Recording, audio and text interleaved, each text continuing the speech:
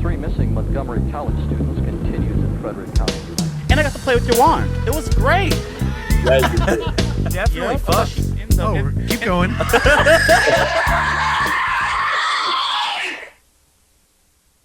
Yeah. All right. Tease it at least. I want to know. No, it's because we did a Blu-ray Tuesday. Yeah. Hey guys, welcome to a new You episode. clap. I ain't about to leave that in. Welcome to a new episode of Footage Foreplay.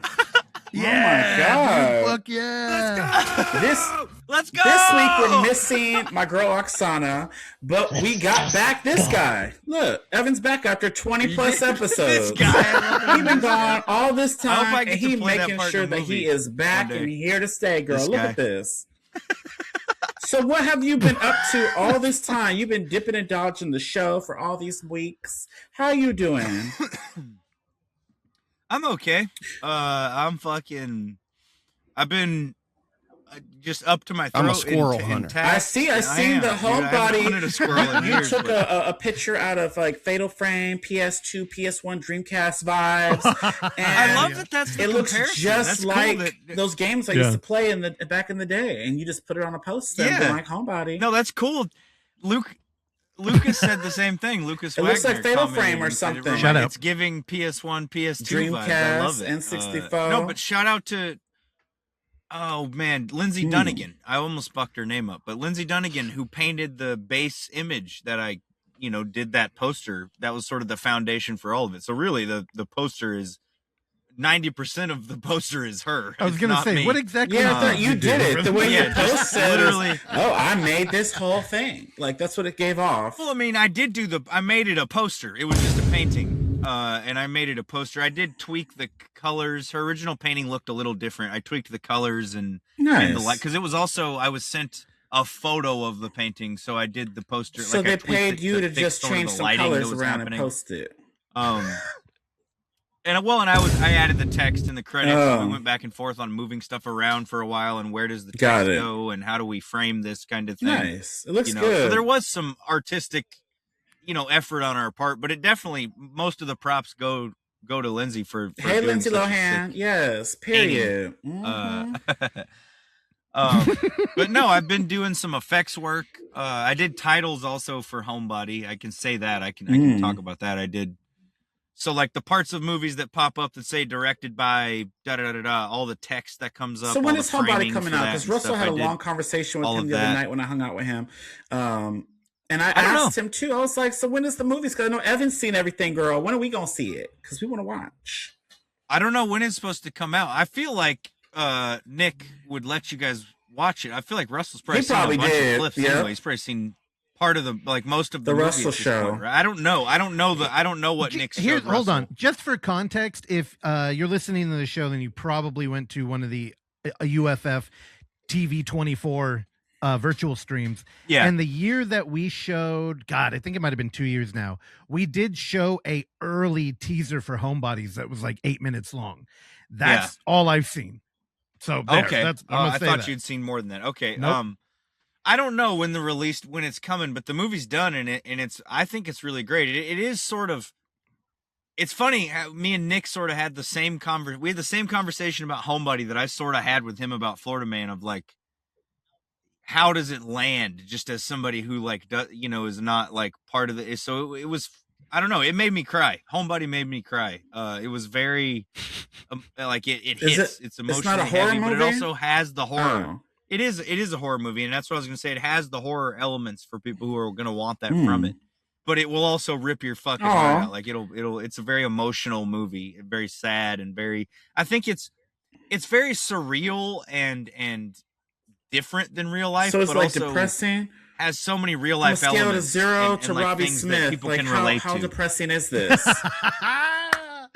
Pretty depressing. Let me just set it up Mm-hmm. this way. If it's centered around a couple who the husband dies of cancer at the beginning of the movie. So Aw. that's what sets you off on this journey, and it's a Spoiler, crazy dude. journey. No, that happens in the first 10 minutes of the movie, or less, probably 5 minutes of the movie. Again, Nick, I'm But- sorry. He's been drinking. He didn't mean to ruin your movie. I'm pretty sure the trailer reveals that too. That's on YouTube.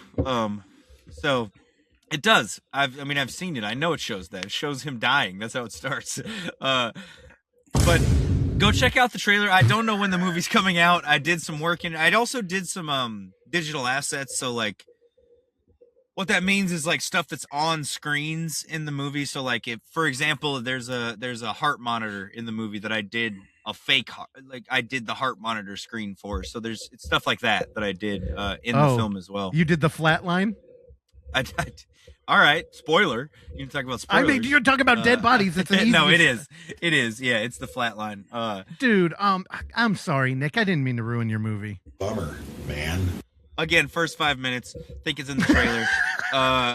But I've been doing that. That's kind of the one thing I talked so long about that because that's kind of the one thing I can't talk about that I've been working on. The other stuff is not like a movie that's announced yet or something I can like say, but I've been doing some effects work like faux. I can say what it is. It's faux like desktop.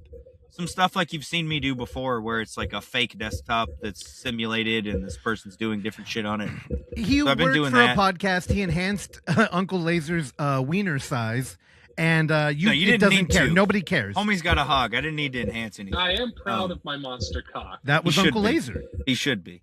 Fucking thick cock. But Terrell, are you strangling that microphone that's right what now? I've been doing. I've been working. I've been fighting, bouts of imagining depression. that's Evan, like I've been fighting bouts of depression in the shed with my fucking Paul Masson. Shout out, not a sponsor, just a good fucking brandy that's super cheap.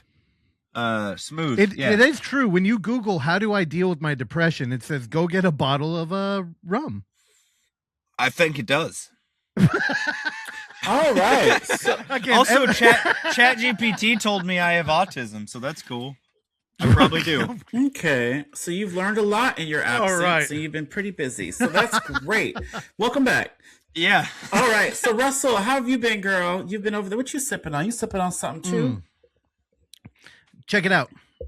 Oh fuck! Oh wait, is that Hey, what a good! I gotta get one of those, dude. I don't have one of those. I love that. Okay, you didn't even Quiz show me or that. die. They're You know still what's on funny? that old merch store. I think I should buy one. So before there, it's if you're a erased. fan and you want to get a camping cup from of 24-hour 23, if you can find the link, there is an old link, and we never took it down. I was supposed to, but I wanted one of these so bad. And shout out to Tim at UF9. He was wearing one of the Uffy shirts. Yeah, where he had I the loved it. rainbow. Yep, I And saw I'm it, like- dude. I Yeah, and commented we were on all it. like, fuck. Like, everybody who works on the damn fest was like, fuck, I Mhm. wanted one of those. Dude, I did that design, and he's the only human I've ever seen wearing it. There's no other person Dude, well, who's I ever mean, worn it. the thing is, there's no reason why none of us got it. And then I was bitching about it, and Oksana found the old link somehow, and she didn't get the shirt, but she ordered me the cup. So the one problem is, Terrell, this thing is not big enough for enough coffee. Like it is. Dude, is. yeah, that's a an thimble. amateur amount of coffee, dude. It's I a literally goddamn drink it out of thimble, the dude. fucking out of the bottle. Like I don't eat the jug. This thing's fucking 48 fluid ounces, dude. I'm taking it to the What face. is that? A concentrate? It's just a cold brew you can buy at the store. That's Oh, already okay. pre and this one has like a little sugar already in it, so you don't have to add sugar. You just add some cream. I'll take a plug out of the top and then I'm fill it off back of up sugar with and cream. I go black coffee now. I grew up.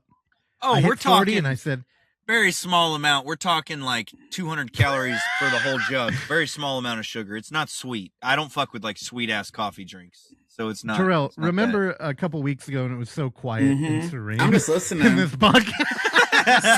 So Here's Russell, the thing. yeah. Wait, hold on, Terrell. There was the worst nightmare that could happen. Again, we've been talking about it on the show a little bit, and I don't know was how gone. much Terrell wants What to else say. could but- be worse? So we got together and we did a thing, and we ended up hanging out with a friend of the show, Mikey. Shout out to him. And Terrell was like, "Oh, I want a shot," and I'm like, "Full. We don't have anything at this goddamn house." But Mikey had something in his goddamn trunk, and it was a bottle that was not open. So we hung out, we worked on some shit, and in the process, killed that whole bottle.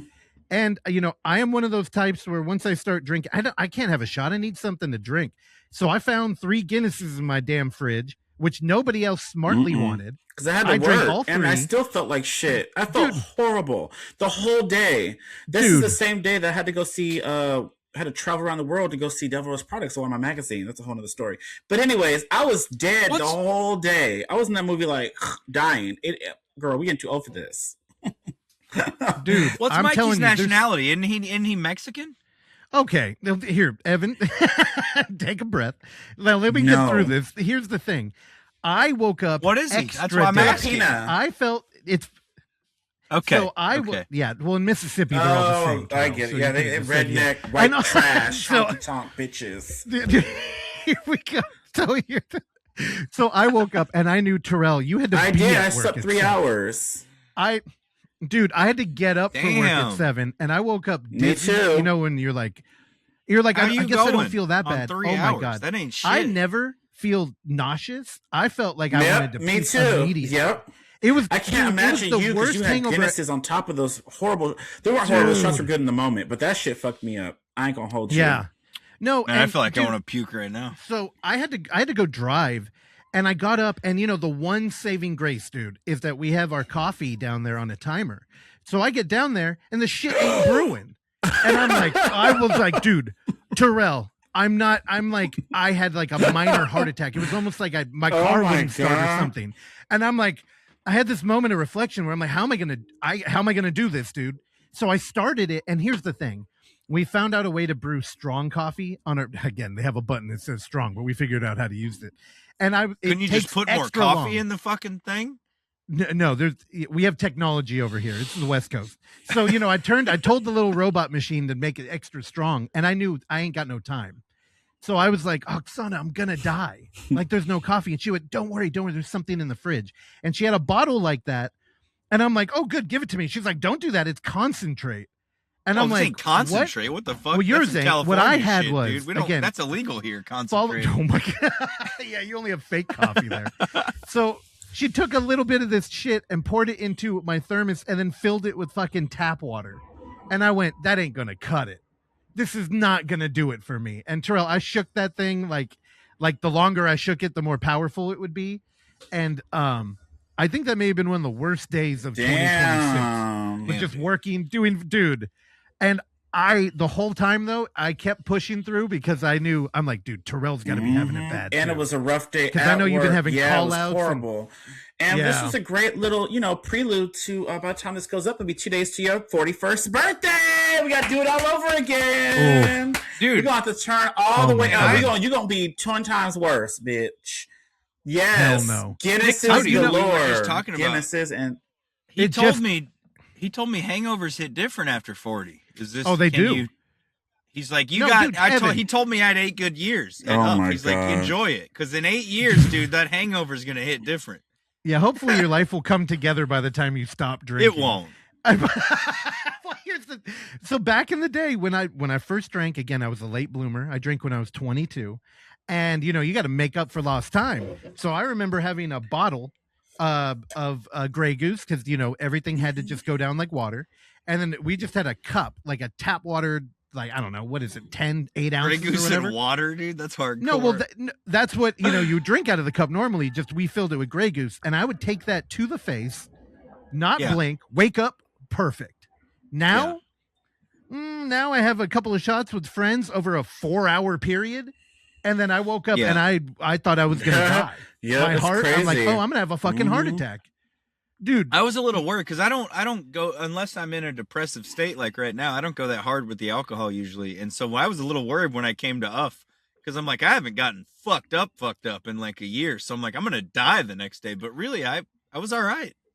Yeah, Dahmer survived. Yeah, you were that Dahmer shit. You look just like that man when you came to. I could not. I got fucked up. The world was spinning in that Uber that night on the way back to Russell's house. I literally told the Indian man driving the Uber, I was like, "Can you slow down a little?"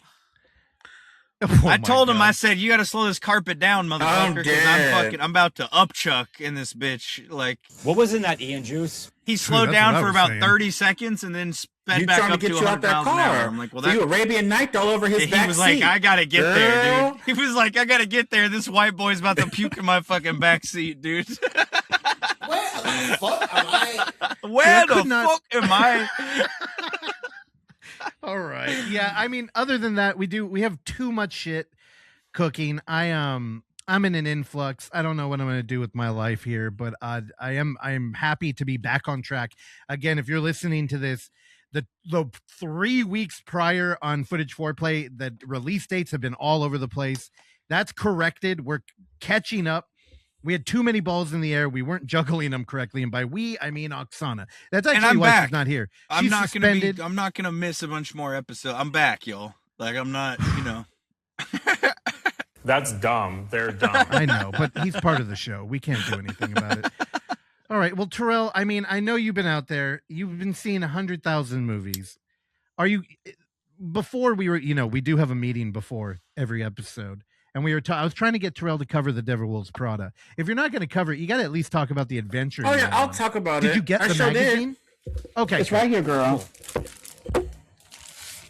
Oh, she backwards. Ooh, so if you watch the movie, this will make sense. But Runaway Magazine is the magazine that Andy, her name is, and this is Emily, and Miranda worked for. Emily Blunt, Magazine. So they actually have this nice little prop. Ain't it beautiful? And I didn't even open it. Can you, it's is it a magazine? It's in a little slip bag. Oh, that's don't open rad. it. Well, I have an extra one. I have the two. fuck? Shut up. I was saving. He's like, I got two. It's not a video show, but it has like articles. Oh my god, let me show y'all. Let's see if I can do this. Oh, dude, Russell played Yeah. 4-minute short film clips the last time I was on the show, and we're like, it's not a video, it's a video Look at show. this. I think. It's a thick one too. Look at this. It's thickness. And basically, this Ooh. was Damn, free. it's like Uncle Laser's so cock. AMC did a fucking Oh poor my job. God. I am proud of my monster cock. AMC Get did a him poor outta here. job with their advertising because they said, "Oh, watch this. ASMR Watch with this that on plastic. Thursday." Holy shit! Okay, let me finish this. Y'all keep talking. I'm about to cut all that out. So, ASMR. It's like my kid in a movie theater does the same thing where she tries to open a bag really slow, and I'm like, just fucking rip it Anyways, open. that Like, magazine, and I have the charm, and it came with the shades, like Miranda. So I got the shades, the charm, the tin, and that. Shade. But anyways, AMC did a horrible job promoting the little event where you can get the little free shit, right? So they said, oh, watch it in Dolby, and you can get this free magazine. So we got the earlier show, because, bitch, I don't want to be there late. Might as well go to the earlier one and make sure I get my magazine. So we went there, and they declined us. This man, I asked the manager, I pulled a Karen, and then here come this little They declined your card? No, they declined my process of getting something free. Anyways, the guy came out saying, oh, well, shit. No, they this didn't. is only for the 6:30 show, not the 3:30 show or the 4 show. What? And I was like, wait, but it said online, it says, and How then you, he well, said, hold on. How are you he here said before those AMC motherfuckers and you don't get well, the he free said thing? that AMC did a bad Oh my job God. promoting it. They didn't put in there that it's only for that 6:30 show. So I was so mad. So we ended up going to a different AMC like an hour away, and they had it. So we canceled those tickets. We went to go watch it an hour away because we were going to see it there at 6:30, but it was all completely sold out. There was no seats at all. So I asked him, I said, well, we're here. There's no way Come to to get see like a one. We don't Prada both need showing one. in the afternoon and don't get free And shit. then he was like, no. After Unreal. It was Hot Mess Express. But anyways, we went all the way across the bay. We went all the way to Fremont. And then we went to go see it there, which was fine. There was a hell of people. That was packed too. People were in line, lined up for their magazines. Their Runway magazine. It was a big thing. Like, people loved it. They had blankets. They had so many. Oh, I got the purse. Oh, here's the purse. Ooh. Yes. I didn't know Emily Blunt was in this Ooh. until you held up the magazine, but I'm a fan of Emily Blunt. She's in one of the movies that I credit for getting me into the mumblecore genre, which is Your Sister's Sister, directed by the late Lynn Shelton. Go check it out if you haven't. What was in This that is Ian juice? my purse popcorn Lot. bucket. I wanted to do a whole video on all this merch in the movie, but Russell spoiled it Dude. all. So it's here, and y'all need to go check out the movie. I'll review it maybe at the end of this episode, but I'm making a lot of noise. Is that plastic? Yes, plastic. Oh my Bitch, God. are you plastic? You need to have No, I'm real. real fucking. You need to put your helmet on today, Terrell. You need. What you should have a do is helmet a costume where you're wearing all popcorn buckets, because you also got the Michael It's hat, right here right? on Ghosty Face. And then you have the FNAF Yep. mask. Oh, how Right? do you Dude, know? I you don't think hit you gotta- like on any of those posts. I look. No, I listen to you, I look motherfucker. at all I don't. the Here's posts, the and thing. you don't hit like on none of them, bitch. Here's Evan the don't thing. either, I don't so he go on ain't the only one. Instagram. I went and got my helmet, dude. Oh. This stupid fucking helmet. Hey, take a note. Shout out to the everybody homie listening. Kyle, dude. if you follow Terrell, he will notice when you don't like things. And I'm telling you right now, I don't go on Instagram, but I do listen to you. And that FNAF bucket was hella cool, so I wanted one. And I'm like, I had a mental note. Next time I go over there, sneak it out because you ain't Yes. gonna Oh notice. well, I do have a lot, girl. I know. I'll just move it around a little. Actually, you are one I of did those, like this one. because Oh, I dude. do too. He's so adorable. His little That's eyes hella cool. move. Yeah. Mhm. Yeah, I gotta hold up. I haven't shouted out on the show since I got back from up because I've barely been on. But shout out to Gertrude, dude, who That's we the got name. from Dreams for Dead Cats. You named it And me Gertrude? and Ellie are gonna.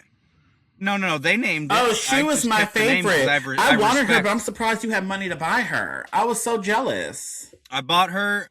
It's the way I justified it in my mind is it's a prop. Me and Ellie are gonna make a short based around this here dead mermaid, and I justified it as it's an investment in a short film that we're gonna make, and well, no matter how it turns out, it'll be something I can do with my kids. So it was worth the investment, I think. There you go. Shout out to Dreams for Dead Cats for this incredible fucking undead mermaid. It's fucking awesome. I love Gertrude. All right, submissions are open for the Unnamed Footage Festival Year X. Hell yeah. So y'all get those, and that is open. We have UF 24-hour 24-26. I fucked that up, but that is going to be first week of October. So make sure you guys get that on. Also, OnlyFoundFootageFans.com. Check them out and use code Terrell until the 5th of... Wait, this drops, I think, on the 5th. Oh, shit! To save 20% off of $50 on OnlyFoundFootageFans.com. Period. Damn. Good job, dude. All right. That's the stupid hat. Got me where I needed to be. Not you, idiot. I Terrell. always do a good job.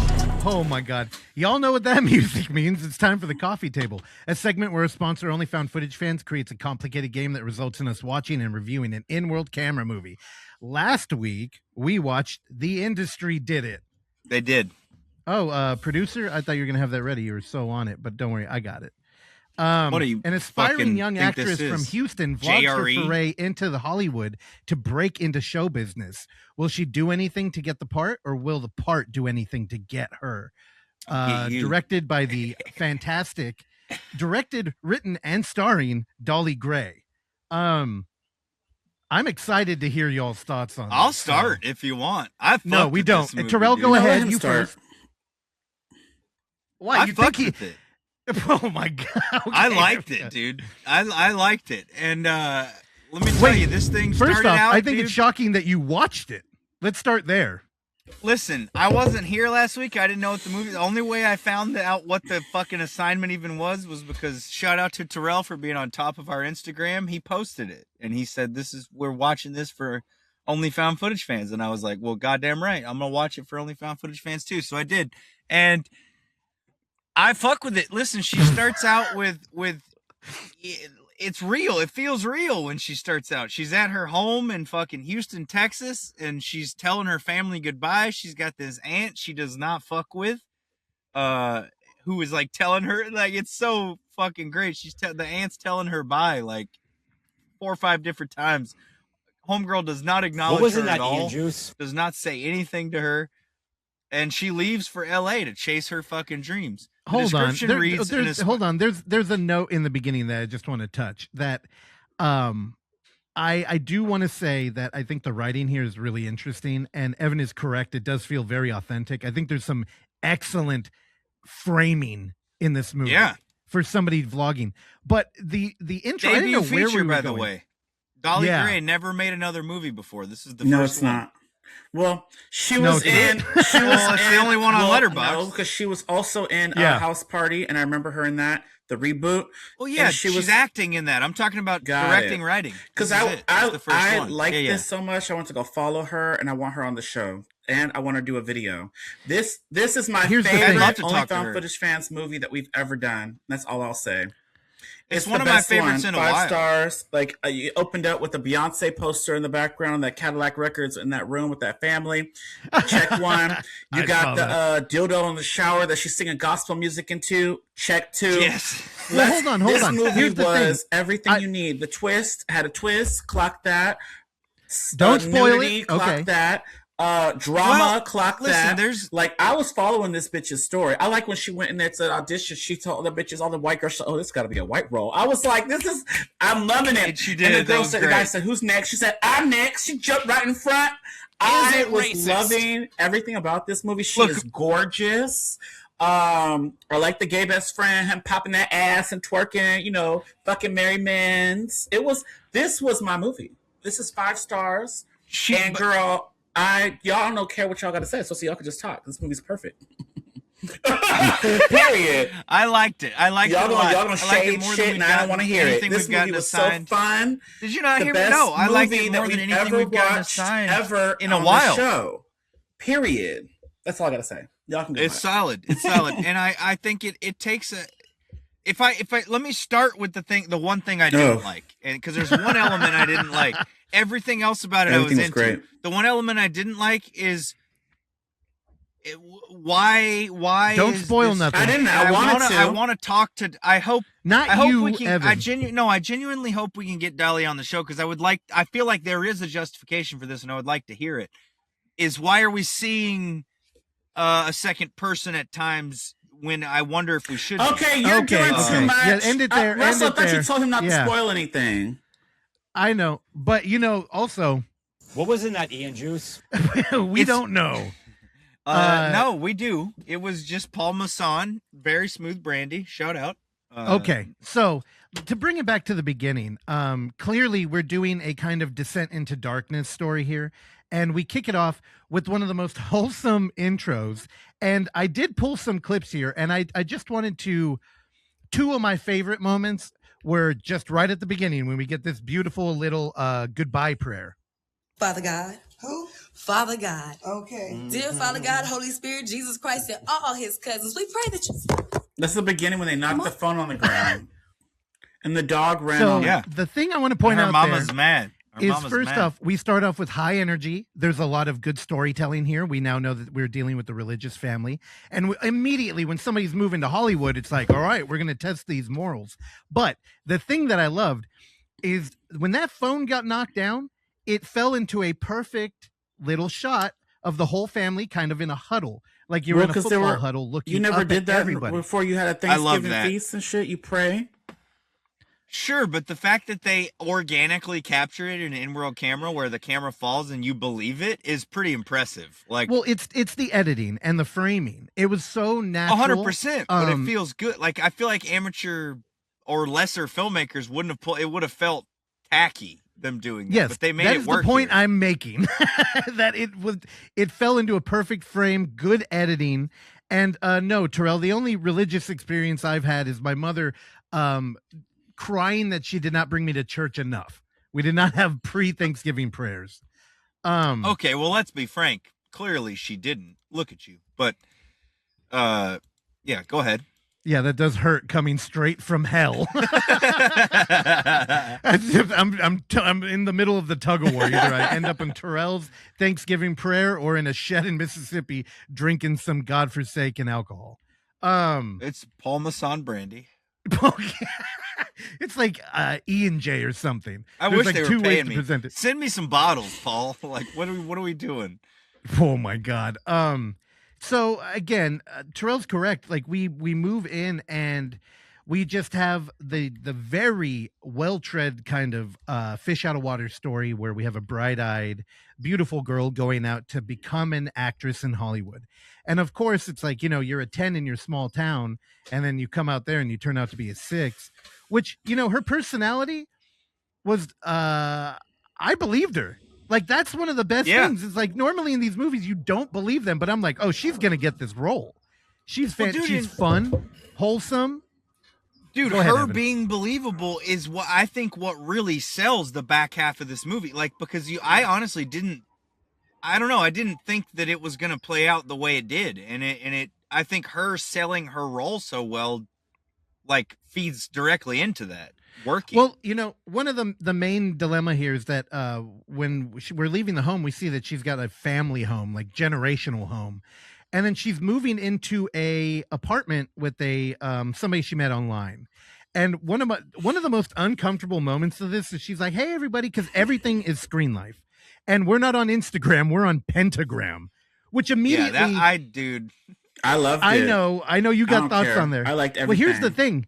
It's like she's a very religious woman who's streaming all the time on an app called Pentagram. I'm like, that's a little concerning, but also, it shows that she's willing to do what it takes to get out there.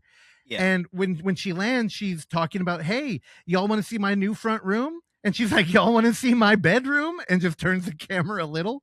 And it was both funny and like immediately concerning. And people could relate. Especially You're because moving from a small town to a big, and it's, how LA is. You're just trying to make it. It's just showing you the steps and, the dark parts of becoming, to go after your dreams in a way. I don't know. I liked it. No, they for played sure. it out great. No, it was like pure Terrell, descent into we darkness. are both agreeing so with good. you. I don't know why you think because you like the movie, Because I already everybody's know. gonna hate it. Every time I like something, y'all be, what happened to his camera?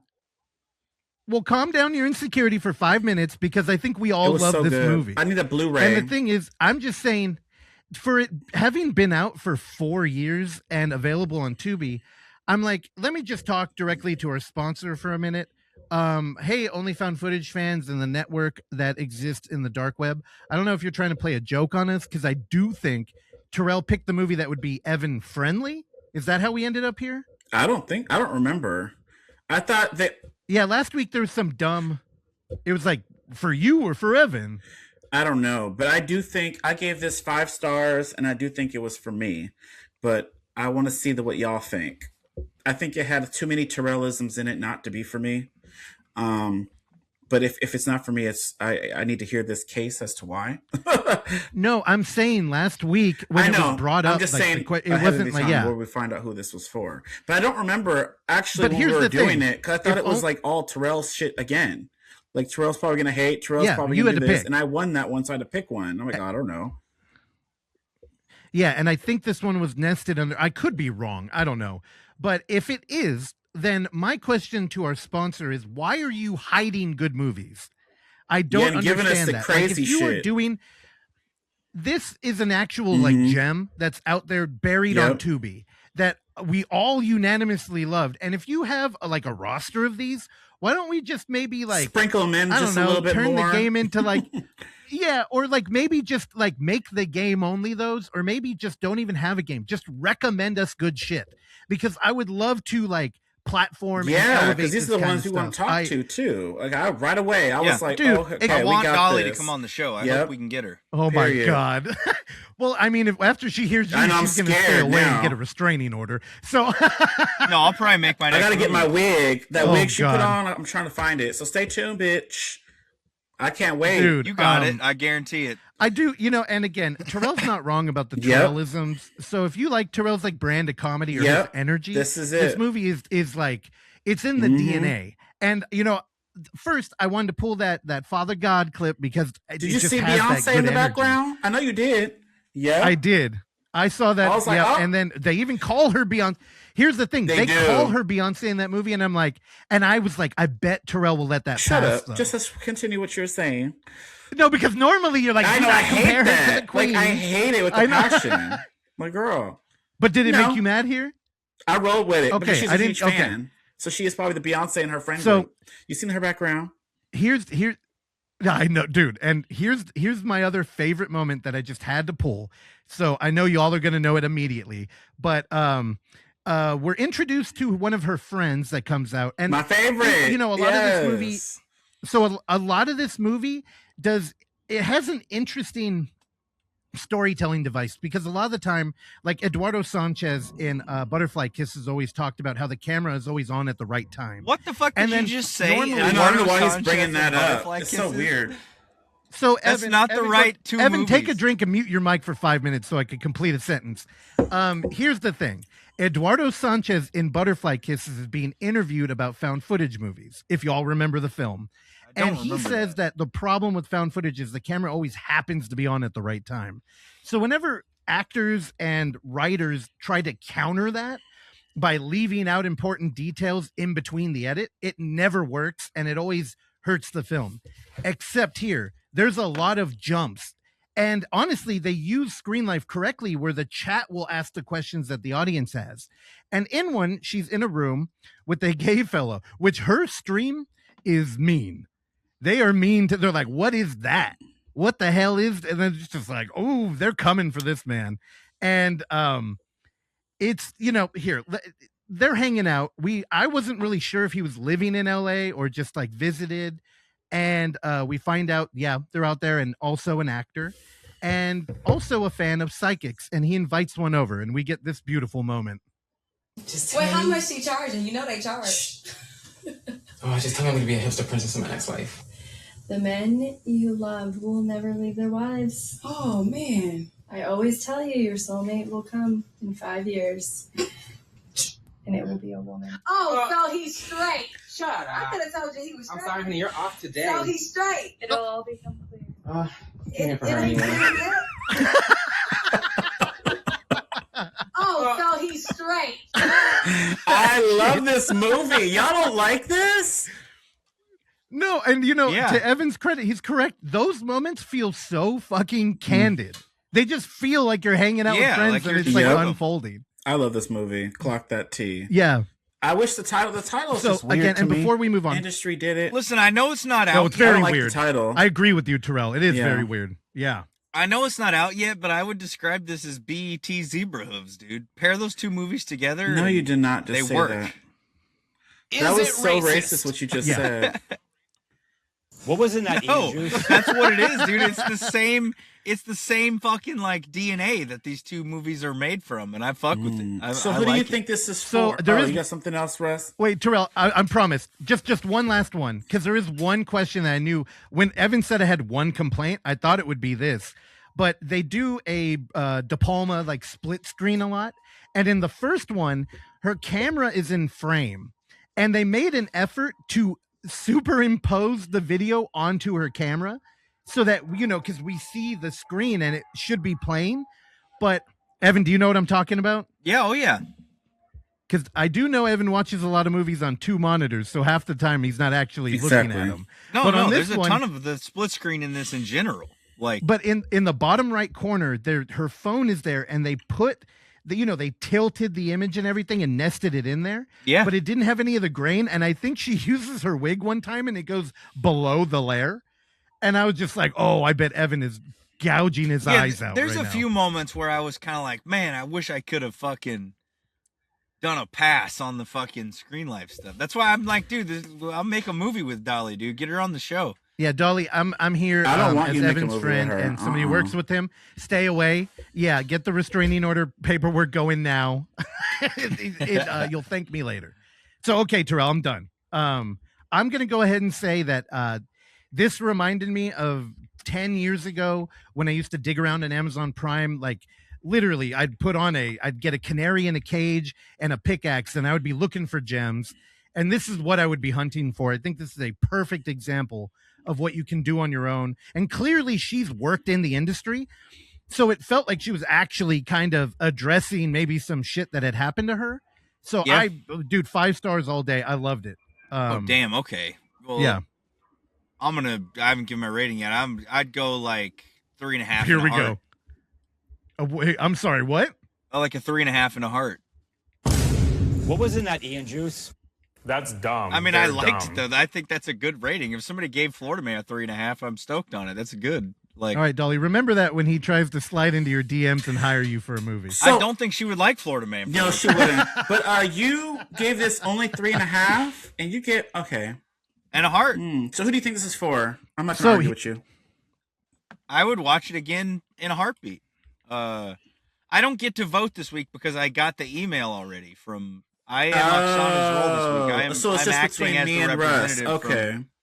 So it's you. I don't feel like it'd be fair if I voted because I know who it was for. So here's the thing. I'm going to say it was for Evan because, again, the dark web, even though they're omnipotent and everywhere online and tap into our personal cameras, they did not know that the auteur from the shed would not be on the last episode. And I do remember the question being like, oh, something for Evan. So I feel like this is going to be one of those, oh, I told you in the question. I hate So those. I'm going to say it was for Evan. I know you do. That's also And I think, why I think. how many stars did you give this feature film?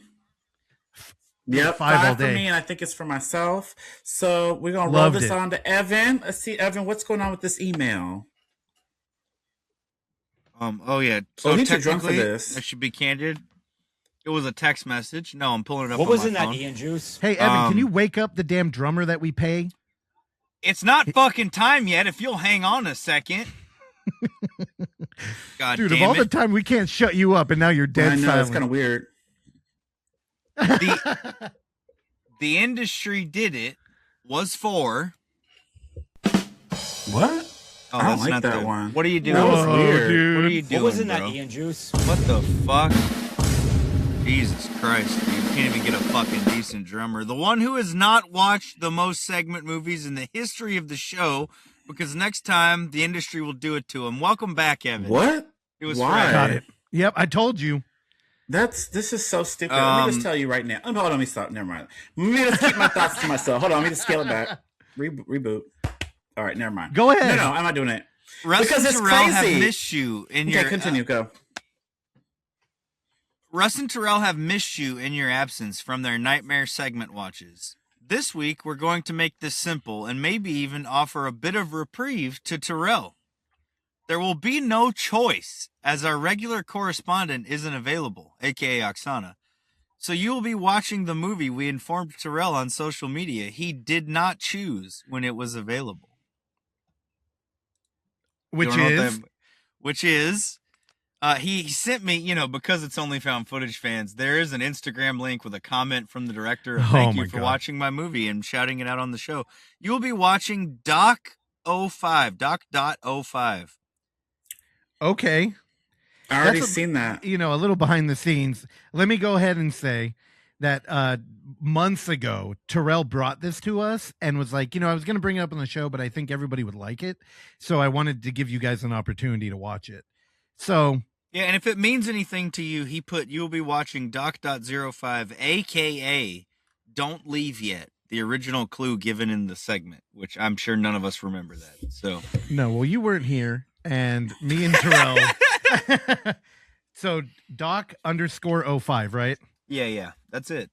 Okay, yeah, and I believe this is he didn't put that in the text. He put dot, but yeah. So underscore. this is available on YouTube? Yeah, he didn't say. So. Okay, I do believe it is available on YouTube. If you put Doc_05, Wait. you can find it. He did put a YouTube link at the end. Maybe that is the movie. Probably. A group of film students head to a cabin to shoot their first feature. But when an unknown trespasser begins stalking them, their obsessive director refuses to leave, determined to finish his masterpiece at any cost. It could be in the same universe as the one we just watched with that mask. Okay. If you guys clocked the mask. Oh. Ooh, I like that. There is an animal mask. Yeah, it could be. It's very Hotline Miami. It is. I was yep. Hotline Miami, dude. Let's get it. All right. This game is stupid. Doc_05. I'm trying not to get irritated. All right, so Evan, you're up. What, you've been gone for so long? All right, you got lots to bring us. I have. I've been gone. So load up. Oh God, he's about to go permanently. We're gonna run through it this week. I don't have an audio clip here for this segment. If I did, it would probably be Hold on, The Rock Johnson. So you're gonna do like a collection of things? It's called The Rundown, which I should have gotten Dwayne The Rock Johnson from The Rundown or Sean William Scott, but I didn't. So play. Okay. Well, just say it again. I'll hit it. The Rundown. Maybe since I'm a sad boy, it should be called Things I Watched While I Was Away. That sounds more like a mumblecore movie. All right, so I'm going to start with, is this thing on? Direct question mark. Punctuation's important in titles, as you know. 2025, directed by Bradley Cooper. This movie is on Hulu. If you would like to watch it, you should. The description reads, as their marriage quietly unravels, Alex faces middle age and an impending divorce, seeking new purpose in the New York comedy scene, while Tess confronts the sacrifices she made for their family, forcing them to navigate co-parenting, identity, and whether love can take a new form. This stars Will Arnett, Laura Dern, Bradley Cooper himself, who also directed, as well as some comics making pop-ups like Amy Sedaris. You even have Jordan Jensen, two to name comics who pop up. Peyton Manning is in this too as a cameo character, which is interesting.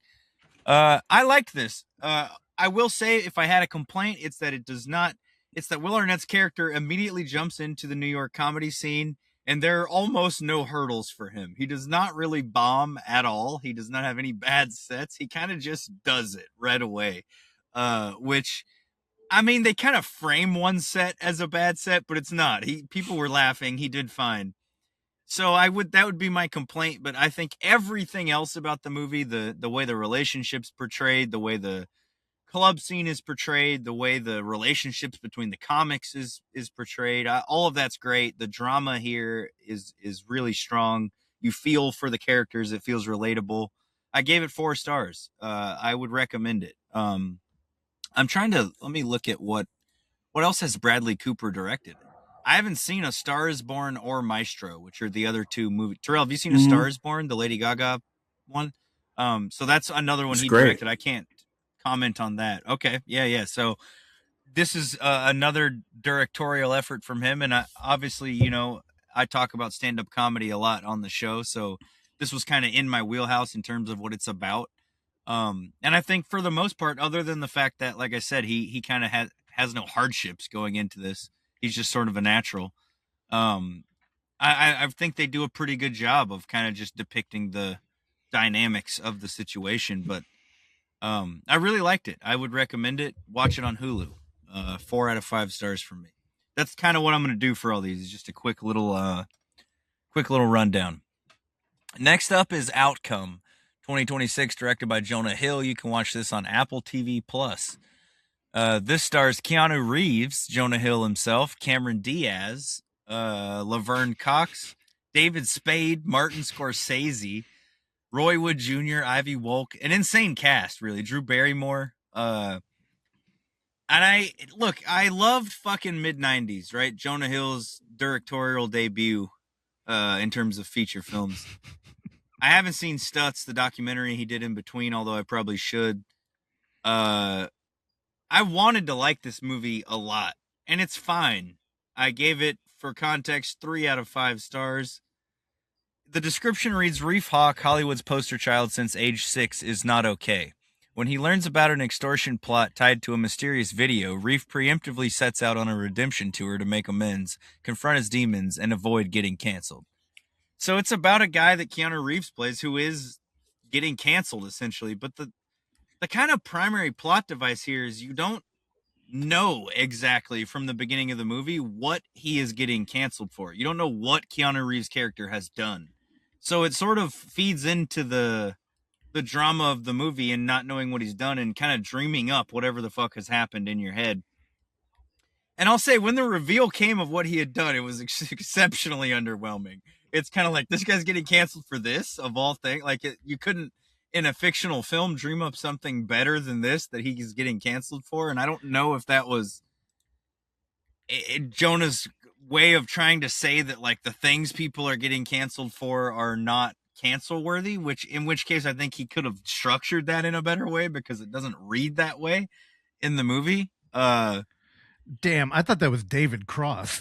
No, that's Jonah Hill in a weird, he's bald with a beard kind of role. Yeah. But it's weird because he looks so crazy, but he's literally playing kind of the same character he plays in basically everything he's ever been in, where it's like he's this goofy, like, side character. That's David Cross. Yeah, it is very David Cross. What the fuck? Now, I will say Keanu Reeves fantastic in this movie. He plays the role super well. Like, it's kind of different than a lot of the things you see him in here recently. It's more of a Knock Knock kind of vibe, if I had to compare it to one of his other roles. Free pizza. It was Free Pizza. I love that fucking movie. But Cameron Diaz is weird as fuck in this movie. Like, from the beginning, she kind of levels out a little at the end, but her character is like, she's in a different fucking movie than everybody else for the first 2/3. It feels very weird. Martin Scorsese crushes it. The dude embodies the character he plays in this movie. I hope people put him in more roles like this, or I don't know if he's interested in doing it even, but he's fucking amazing in the role that he plays. I don't know. I wanted to like this more than I did. Ultimately, I think it's fine. Like, if you're into Jonah Hill, if you're into these actors, if you're into this idea of a story, it's worth a watch. And I think it's cool seeing Ivy Wolk. She did great, and I like seeing her pop up in more stuff. I like her. She's an interesting artist in terms of the things she chooses to do, and just her outlook on things. But ultimately, I think this was a bit underwhelming for me. I really wanted to like it more than I did. So 3 out of 5 stars. It's on Apple TV Plus if you want to check it out. Next up is The Napa Boys, directed by Nick Corarossi, who, UF alum. He wrote and directed and starred in Bolt Driver, which we showed at, UF 24 Hour 25? No, Bolt Driver was in the theater. Was it in the theater? Okay. Yeah, I think it was the first time you came out. Or maybe not. I think I covered the fest remotely that year, which is why I thought it was a virtual thing. I think I was doing press at the time and not like part of the team yet. So the description of this movie reads: Jack Jr., Miles Jr., and the whole gang are back for one last wine-soaked journey, prompted by the mysterious sommelier. Joined this time by Puck, a fan of the Napa Boys comics, the group will learn about love, loss, friendship, and viticulture. This is a fucking weird movie, dude, and it's super up my alley. Jamar Neighbors pops up in it, who, if you are familiar with the stand-up comedy world, you've surely seen him and stuff. He does him and Jeremiah Watkins used to be what was called The Wave on the Comedy Central roast battle show, where they would like pop up and go, whoa, and shit, like when people would do a good bit. And he's in this as Stifler's brother, which is like a whole running bit in the show where they're like, oh, we're going to meet Stifler's brother. And then you see this black guy sitting on a bench and you're like, holy shit, dude. Because they're playing it as like the American Pie character, but obviously it's not. Jay and Silent Bob show up in this movie at one point. I see them here in the cast list where you're scrolling. That's a great like cameo. Ray Wise is a cop in it. Ivy Wolk again pops up in this movie as another character, albeit a much smaller role than she had in Outcome.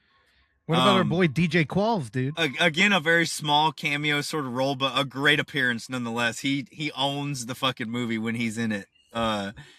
He pops up as, he's done this kind of role in other movies before, DJ Qualls, where it's like he's in it for 5 minutes, but like he's super memorable because he plays some off the wall weird fucking character, and he is the sommelier, so he's the fucking guy who they get this magical amulet from, who they get who it's like I don't know, it's like they never, that's kind of one thing about this movie is even at the beginning it's framed as the Napa Boys 4, the sommelier's amulet or whatever the fuck the subtitle is. So it's very much, you don't have context for a lot of the things that are like happening in the movie, or like why these characters act the way they act, what, like you have no history for them, and it's kind of, they play into that as they go. There's so many off the wall moments where like Nick Corarossi's character shits and comes into a barrel of wine because he took a laxative and a fucking like boner pill.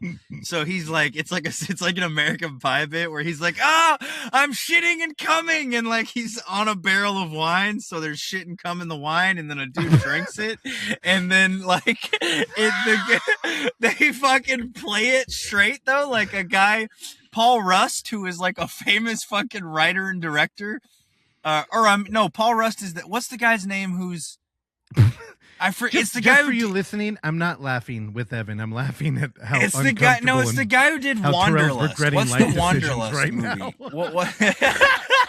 David Wayne. David Wayne is in this movie as like a wine tasting shepherd guy who's like, we're gonna cancel the tasting of this wine because it seems that the barrel is filled to the brim with shit and cum.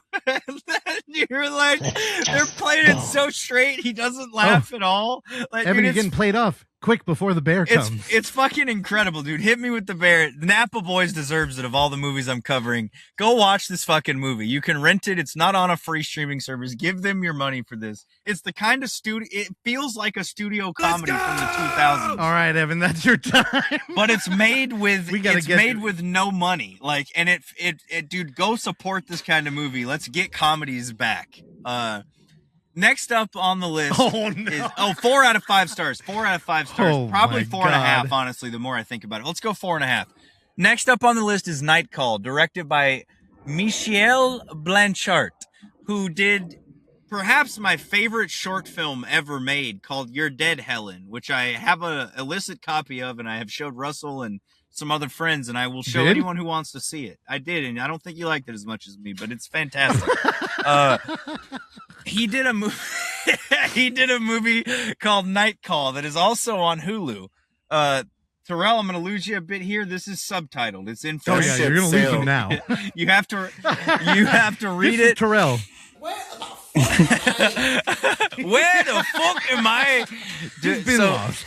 The description reads, and I'm going off Letterboxd, so obviously my descriptions might be different from the ones you see on screen from IMDb. Maddie, a student, works as a locksmith by night. He helps Claire get into her apartment and soon realizes that she lied to him about her identity and robbed something that belonged to a dangerous man, Yannick. Maddie gets embroiled in a manhunt and will have one night to prove his innocence. So this is a movie that takes place over the course of one singular night. This main character is just a locksmith trying to go about his fucking day. He immediately at the beginning of the movie, you're dropped right into it. He gets called to this apartment. This woman's sketchy. He's like, how do I know this is your apartment? You don't have ID. And she answers answers something about the apartment. She's like, oh, there's a punching bag inside. What the fuck, dude? That's too vague. You can't let her in. But he does. He lets her in on this assumption. She robs something from the apartment. It sets off.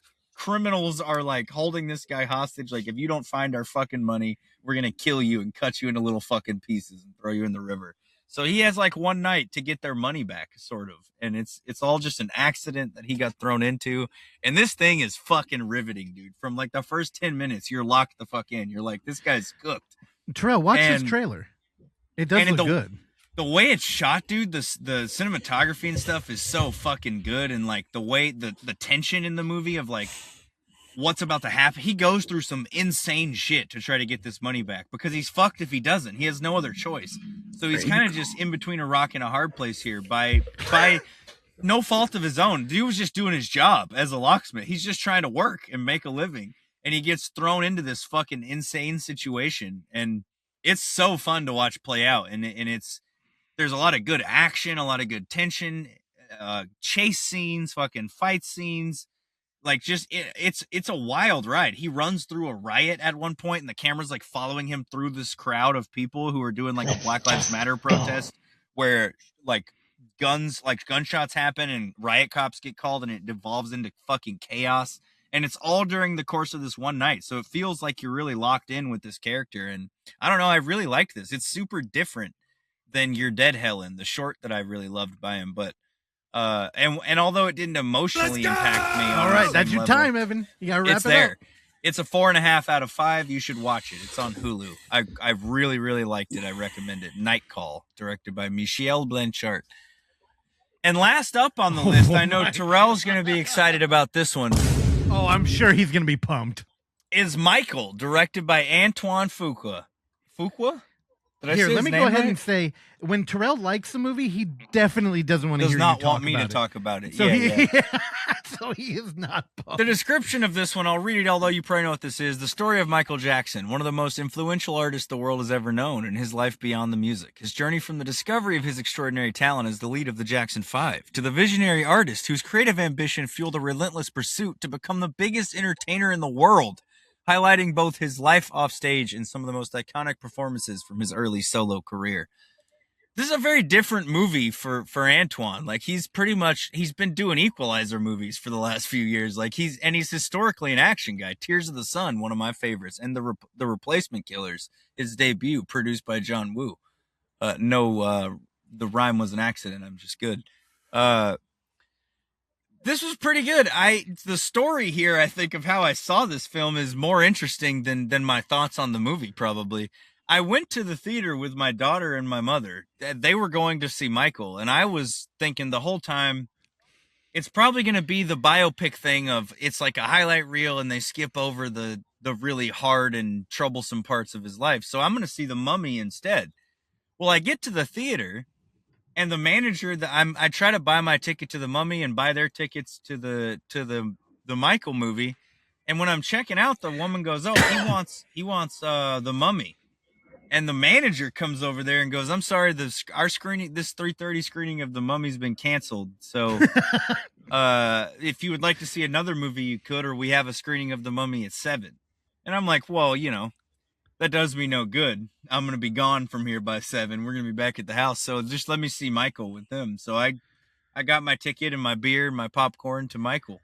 And well, hold on. Do you have any idea why they canceled it? No, I didn't ask him why they canceled it, but he just said we're not doing it. So I don't know if there were just so not funny. enough tickets sold or what the. That's some small town shit right there. Yeah, I don't know what the You show situation up was. and it's I don't know like- if somebody puked in the theater at the screening before. I don't know. I didn't ask him but that screening was canceled. And it's funny because it wasn't the movie was pulled or something. It was like just that specific screening was canceled. So Evan, again, like at bigger, at Century out here, they have 20 screens and everything's on timers. So the movie will just play. So Right. if nobody's in there, it's going to play. So I wonder if they're just like, oh, we let the projectionists go home early or something. Yeah, I It's don't like know. We told them you have the day off. I don't know. And the funny thing is, we went in. This was easily the strangest experience I've ever had at this theater. They are the chain is called, it is a chain, but it's a small chain in this region called Southwest Theaters. And this was the strangest venture I've ever had there. And I've went a bunch. We went in to sit down for Michael, and Super Mario Galaxy is just playing. It's not, and I'm not talking about like a trailer for the movie, which we thought it was at first. It's legit just the movie is playing, Super Mario Galaxy.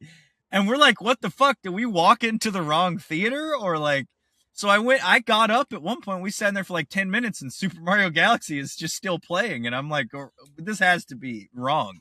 So I go to the fucking concession stand again and I ask them, I'm like, are we in the correct theater for Michael? And they're like, oh yeah, he'll start it when it's time for the movie. I'm like, are there no previews or is Super Mario playing right now? And they're like, no, I think Super Mario Galaxy is just playing in there right now, but we'll start the movie when it's time. So I'm like, what the hell? Okay. Like, what are we fucking doing here, y'all? Like, what the fuck is happening today? But we saw Michael. They started it on time and we watched it. And what'd you think? Short. I mean, I had fun with it in terms of watching Ellie, love the fucking, like, we left the theater and she was like, let's listen to Michael Jackson music the whole way home. Like, she was super fucking into it and she loved it. And I loved reliving all these songs, but I do think if I would have made it, I would have went into more of I feel like his childhood was way more traumatic than they like display it as. And I would have like been into seeing more of the hard shit displayed, but I had a great time. Like, there's a great like collection of iconic like performance moments and Jafar Jackson is incredible as Michael. I mean, he is like, I can't imagine anybody else they could have cast doing even close to as good of a job as Jafar does with like embodying Michael. But yeah, I don't know. Let me jump in there. So there is one thing that I just want to add. A lot of the more like, the film reviewers we're probably used to as horror fans like to punch down on shit like a biopic. And everybody's talking about how this movie's very like soft, like it's very good to Michael. And it is. I found it pretty interesting that the original the script for this movie was not. And there was actually a scrapped scene that in the third act that focused on the 1993 allegations where they even have a moment where Michael's looking in the mirror and police lights are like flashing. Like they went after it. But here, let me read from here. Was extensively rewritten and reshot after the initial darker version was deemed legally unusable. The filmmakers originally shot scenes covering the 1993 child abuse allegations, but were forced to remove them after the Jackson estate discovered a settlement clause with the accuser Jordan Chandler that barred any mention or depiction of him in a film. So there was the darker movie, and this became a legal issue and they just fucking removed it. And it sounds like a great move because everybody went there, had a good time, and just enjoyed the music. And and I think they're going to do another one with the way this ends that is more of the later music. But the Jackson estate being involved definitely played a role too, because like Janet is not in, she's erased from this. She's not present in this movie at all. Oh, and that's it was a by bummer. choice. She didn't agree to be, she said she wanted nothing to do with it kind of thing. Oh, okay. So she was by choice not included in it. So they just kind of like gloss over her whole existence. But no, I had a good time in the theater and hearing the songs and seeing these performances. It's the closest you're ever going to get to seeing these performances if you didn't see them, you know? So that part was awesome. And Ellie, it was funny seeing Ellie, like, she low-key freaked the fuck out when Michael Jackson's hair caught on fire during one moment of the movie.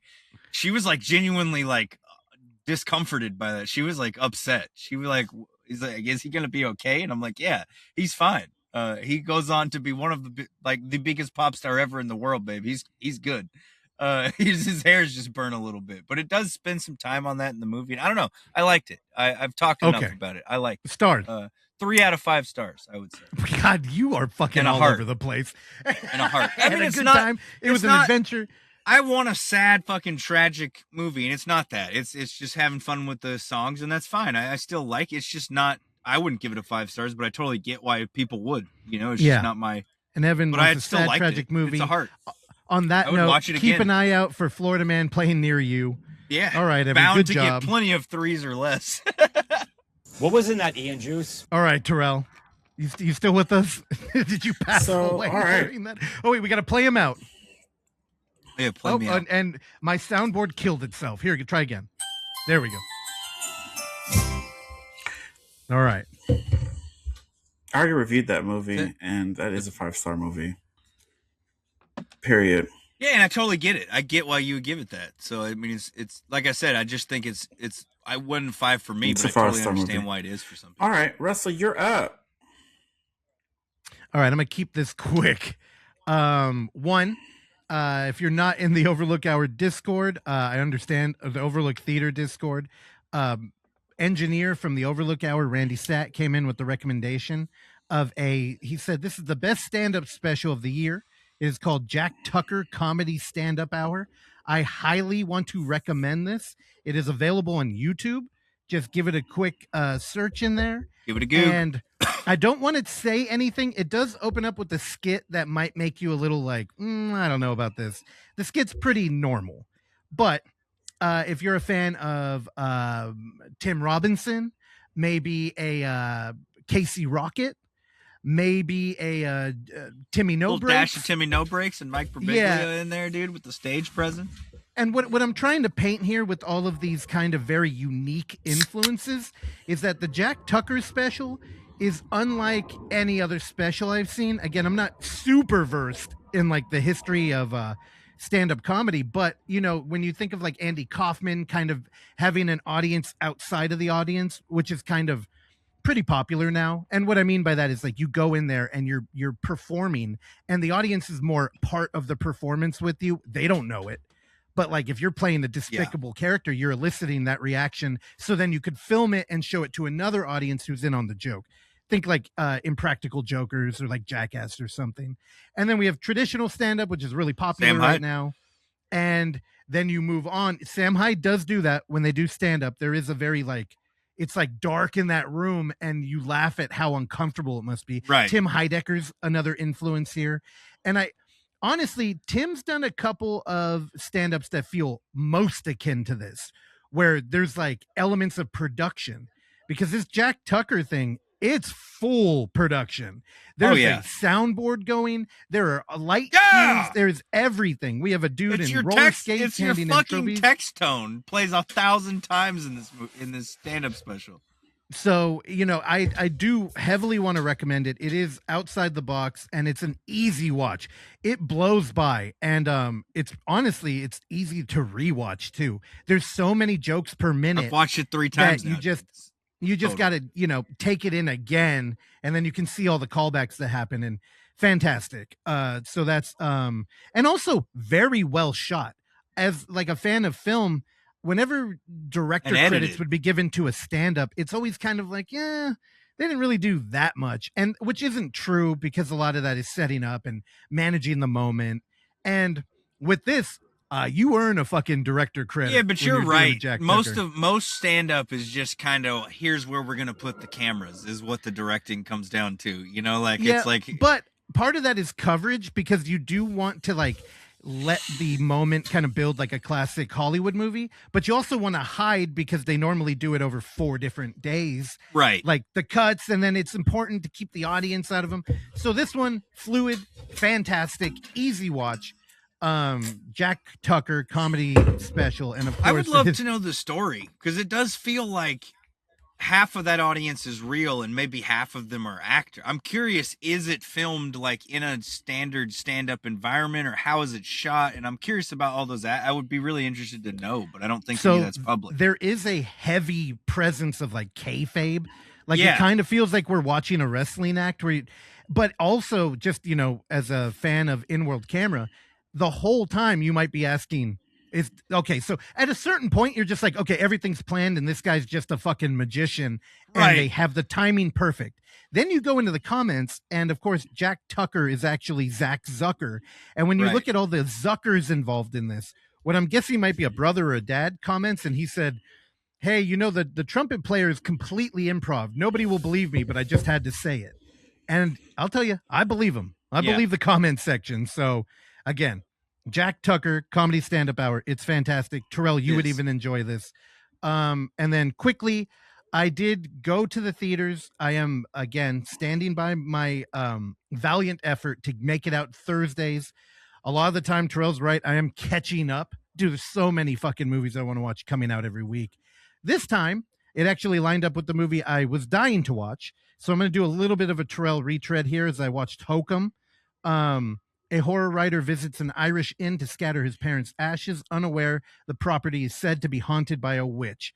Damian McCarthy, this is his 3rd film. Again, caveat and oddity.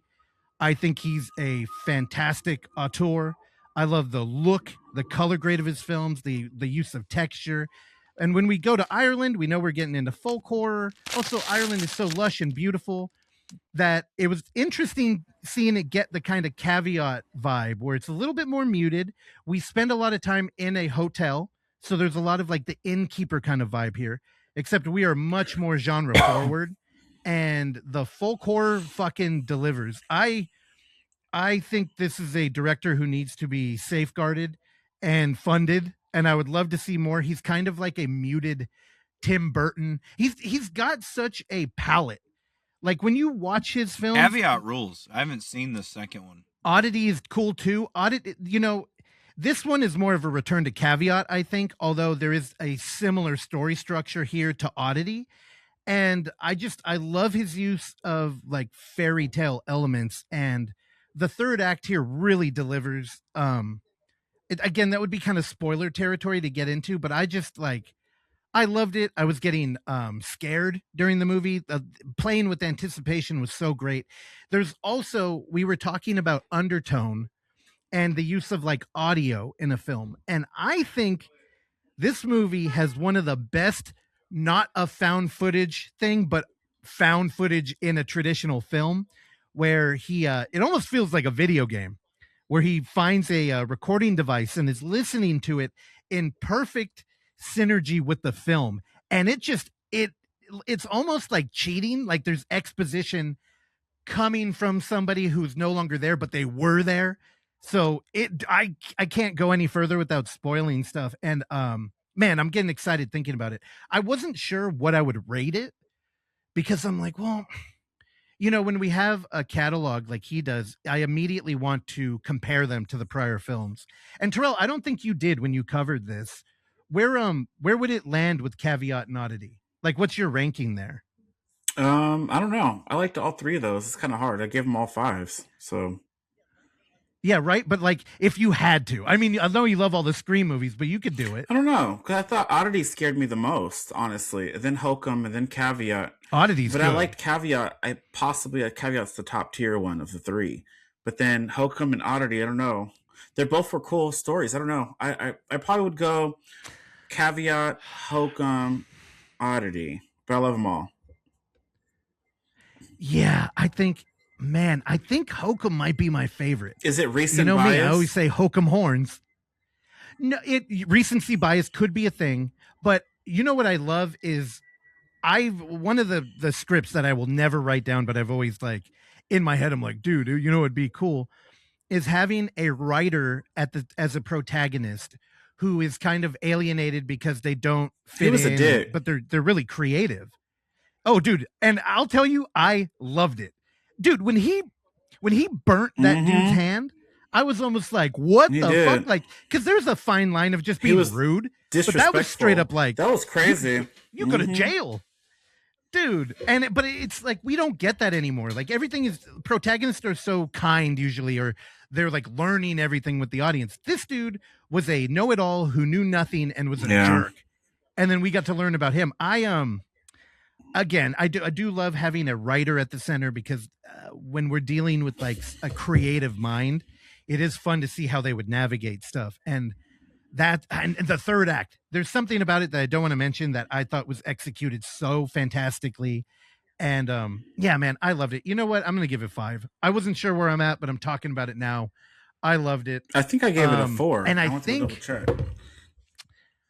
fuck, with Caveat and Oddity, I'm not sure. Oddity was so tight, and I loved what that movie's about. But Caveat was the first one that hit, and then it was like something new. You know what I mean? It was like, holy shit, there's like a new voice out here.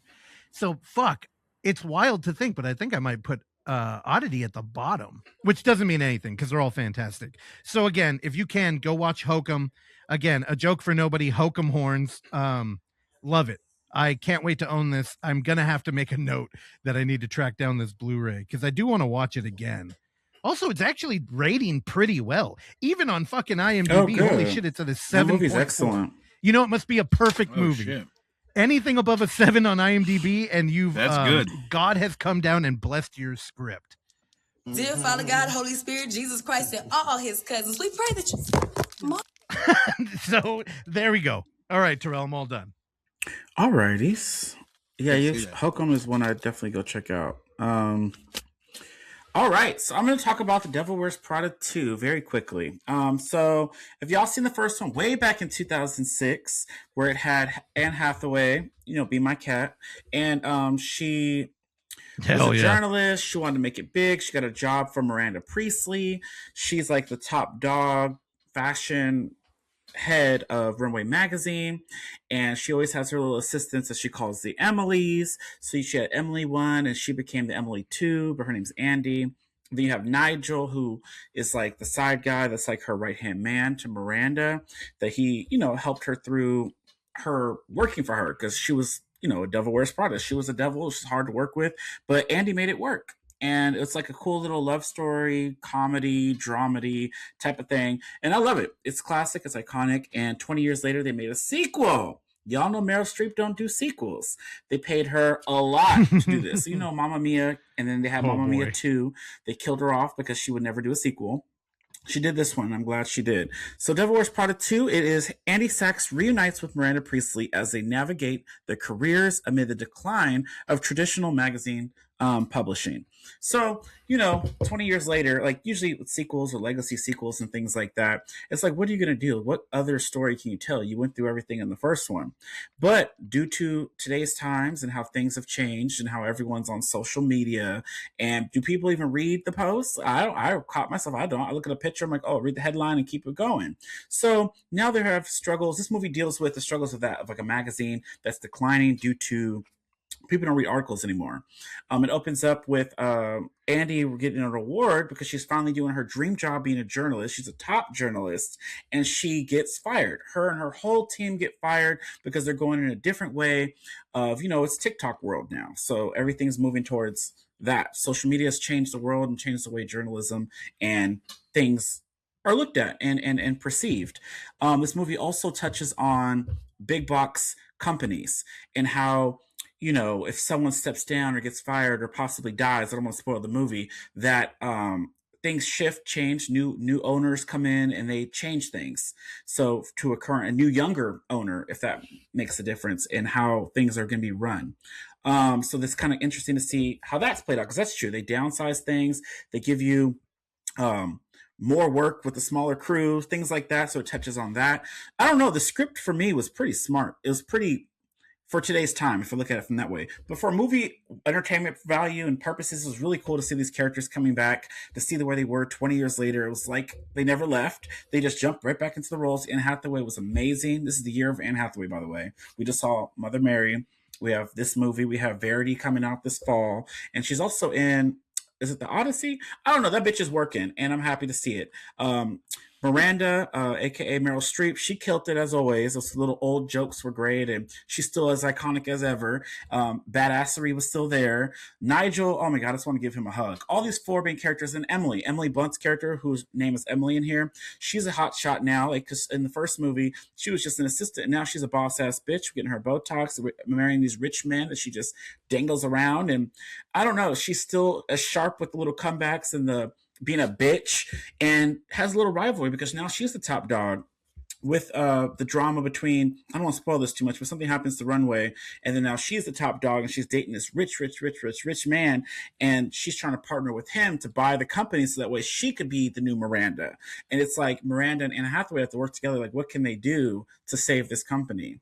What can they do to save, the magazine and get people? Like, what can you do? Because she gave Andy a hard time. Like, girl, people ain't reading your shit. You got to do something different. What can you do to get people to read this shit? You know what I mean? I don't know. I love this. And it was funny.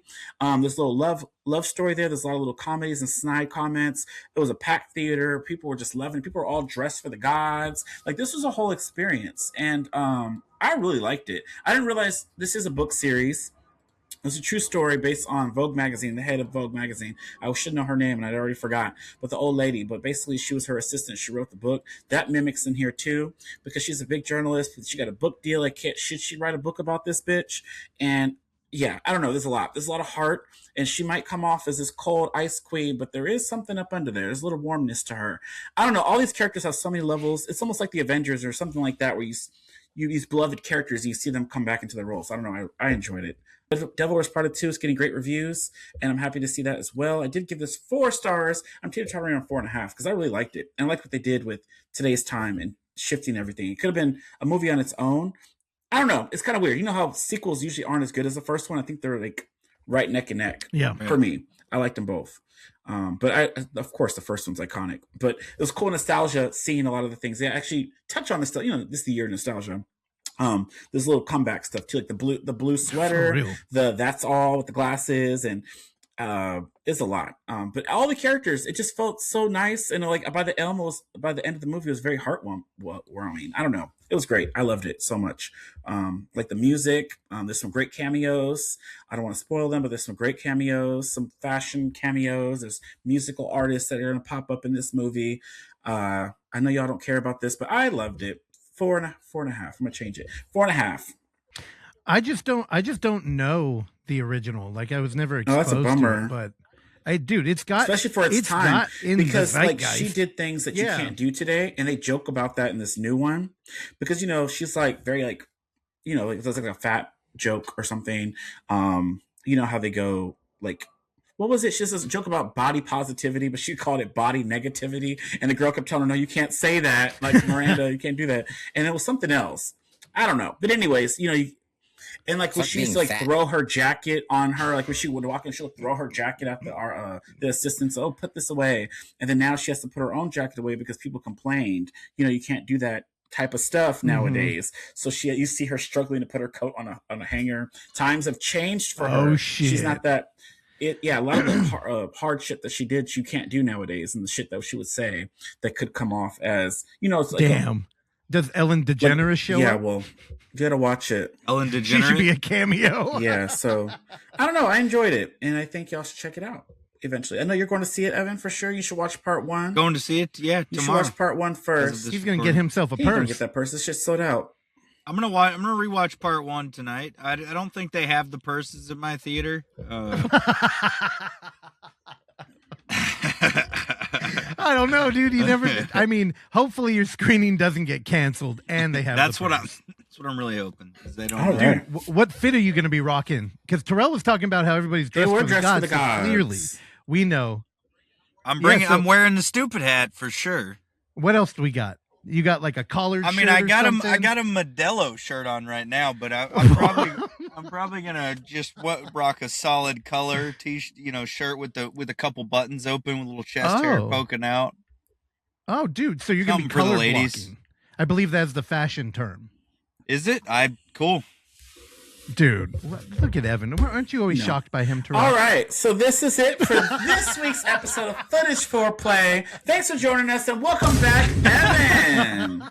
Hope you sober up pretty well. Love y'all. Yes. We'll see y'all Glad next to be back. time. And happy birthday to Russell. By the time this drop, we ain't gonna see him again. Next time we see him, recording-wise, he'll be 41. He'll be in the obituary. He'll be He's gonna be fucking dead, dude. I'll be dead. Yes, and stay tuned for Thursday. Yeah, fuck Hopefully that episode is going to drop. And it's a great interview, so stay tuned for that. And y'all got anything else? Yeah. No, I love y'all. Yeah, I love you guys. Y'all. Bye. Thanks for listening to Footage Foreplay. If you enjoy the show, please consider leaving a review, sharing it with a friend, or simply hitting like. These small gestures are a great free way to support this mayhem, and if you find some footage we should be fondling, email us at footageforeplay@gmail.com.